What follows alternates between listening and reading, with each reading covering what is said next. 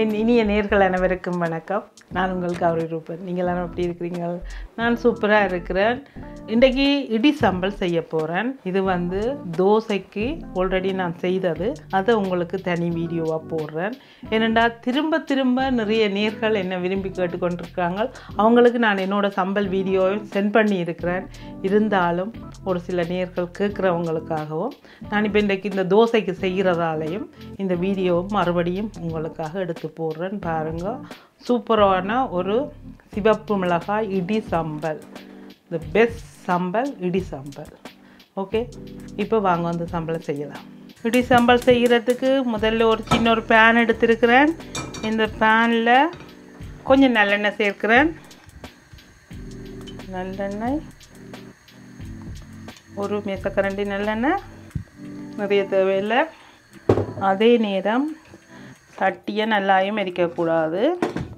லைட்டாக சூடானதும் இதில் 2, 4, 6, 8, 10, 12, 14, இது ஒரு கொஞ்சம் 15 மிளகாய் சின்ன மிளகாயாக போட்டிருக்கிறேன். உங்களுக்கு உரைப்பு எந்த அளவுக்கு வேணுமென்றதை பார்த்து நீங்கள் போடலாம். இந்த 15 மிளகாயும் ஒரு மூடி, பெரிய மூடி தேங்காய்க்கு தேவை.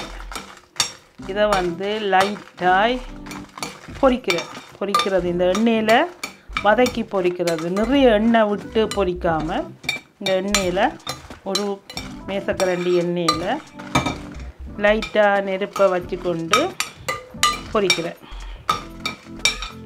இப்போ மிளகாய் பொரிப்பட்டுட்டது, கொஞ்சம் கலர் மாறி வந்துட்டது. இந்த நேரம் எடுத்து இடி உரலில் போட போகிறேன். ஓகே, இந்த எண்ணெயில் பொரித்த மிளகாயை இந்த உரலில் போடுறேன். இந்த எண்ணெய்க்குள்ளே ஒரு வெங்காயம் கட் பண்ணி வச்சுருக்கிறேன், அதை இதுக்குள்ளே போடுறேன். லைட்டான ஒரு சூடாக இருக்குது. அதோடு சேர்த்து ஒரு 1/4 தேக்கரண்டி பெருஞ்சீரகம். நல்லா இது பொரிய தேவையில்லை. இந்த சட்டின்ற சூட்டிலேயே அது பொரிஞ்சால் காணும்.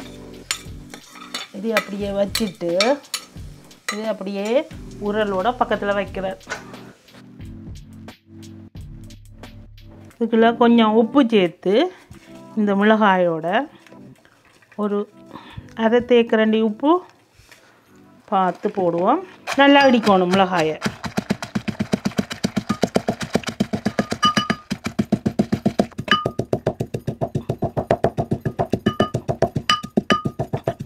இந்த மிளகாயும் உப்பும் போட்டு இடித்த பிறகு 2 பெரிய உள்ளி எடுத்து அதை 4ஆக கட் பண்ணி வச்சுருக்கேன். அதையும் இதுக்குள்ளே சேர்க்கிறேன்.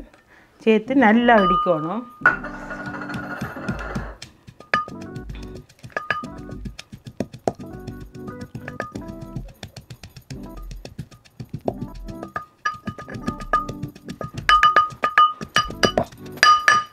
இப்போ இந்த மிளகாயோட உள்ளியும் சேர்ந்து நல்லா இடிபட்டுட்டது. அதுக்கு பிறகு இந்த வெங்காயம் பெருஞ்சீரகத்தையும் போட்டு நல்லா இடிக்கணும். மண்டில் ஒரு லைட்டான ஒரு இடிப்பு இடிக்கலாம். நீங்கள் பெருஞ்சீரகம் இல்லைன்னு சொன்னால் சின்ன சீரகம் கூட சேர்த்துக்கொள்ளலாம். உங்களுக்கு எது விருப்பமோ சேர்த்துக்கொள்ளுங்க.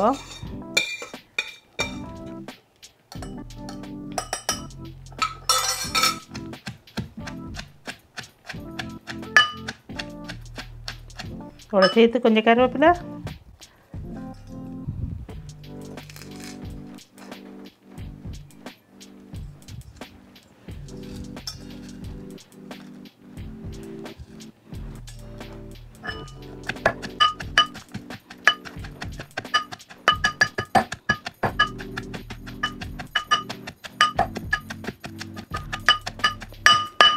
இப்படியே கூட நீங்கள் புளியை விட்டு பிரட்டி போட்டு கூட சாப்பிடலாம்.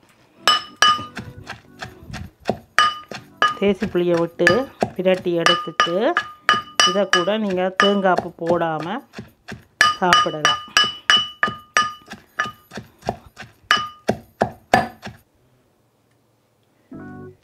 தேங்காய் சொட்டாக இருக்கிறத முதல்ல போட்டு நல்லா இடிச்சோம்னு சொன்னால் அப்புறம் தேங்காய் பூவை போட்டு இடிக்கலாம். திரும்பும் போது சொட்டு வந்துட்டுதுன்னு சொன்னால், அதாவது தேங்காய் உடைஞ்சி துண்டுகளாக வந்துட்டுன்னு சொன்னால் அதை முதல்ல போட்டு குத்திட்டு பிறகு தேங்காய் பூவை போட்டு மிக்ஸ் பண்ணலாம்.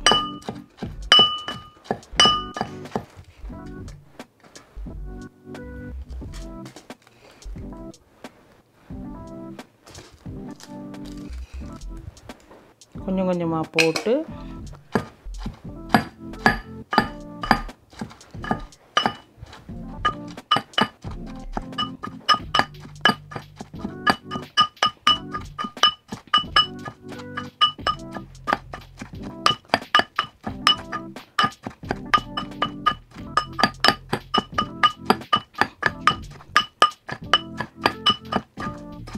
ஓகே.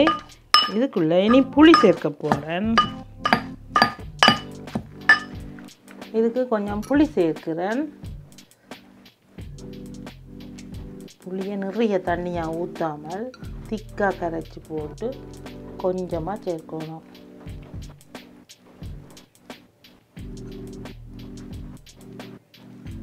புளியை சாப்பிட்டு பார்த்துட்டு காணாட்டிக்கு தான் பிறகு திரும்பவும் விடணும்.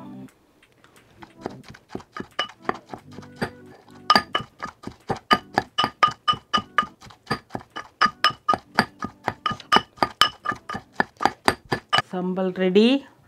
இப்போ இது எப்படி இருக்குதுண்டு உப்பு புளி தூள் எடுத்து சாப்பிட்டு பார்க்க போகிறேன்.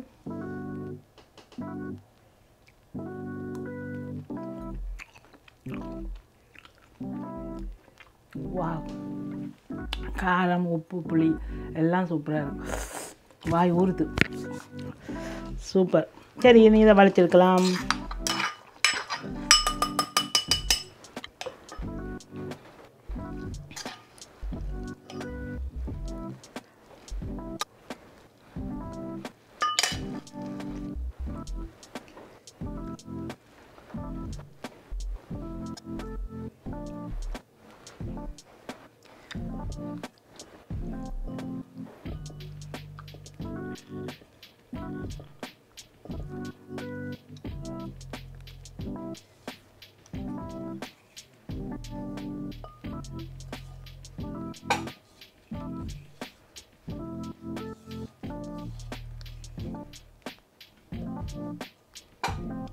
ஓகே, சம்பல் ரெடி.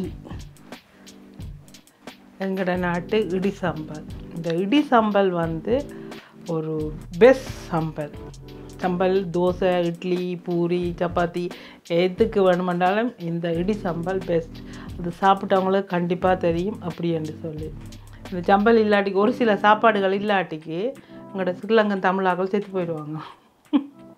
அதில் நானும் ஒரு கண்டிப்பாக இந்த இடி சம்பல், புட்டு, தோசை, இடியப்பம் இதுக்கெல்லாம் இந்த கண்டிப்பாக இடி சம்பல் தேவை. நான் ஜோக்குக்கு தான் சொல்கிறேன், உண்மையும் அதுதான். ஓகே, இத்துடன் இந்த வீடியோ முடிச்சுக்கொண்டு மீண்டும் நல்ல ஒரு வீடியோட நான் உங்களை சந்திக்கிறேன். நன்றி, வணக்கம்.